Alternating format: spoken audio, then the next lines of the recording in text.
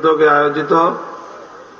আজকের এই দস্তারবন্দি উপলক্ষে আজিমুশান ইসলামী মহাসম্মেলনে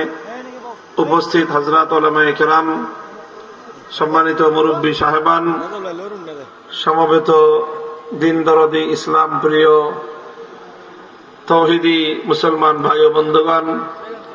পর্দার অন্তরাল বাসাবাড়িতে অবস্থানরত আমার সম্মানিত মা ও বোনেরা, আমি সর্বপ্রথম আপনাদেরকে অভিনন্দন জ্ঞাপন করছি, শুকরিয়া আদায় করছি আপনাদের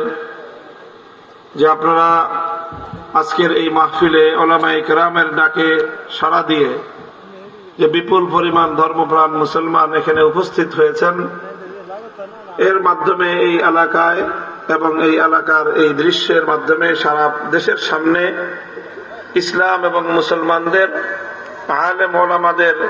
পাক রব্বুল আলামিন ইসলামের পক্ষে আপনাদের এই উপস্থিতিকে কবুল করেন।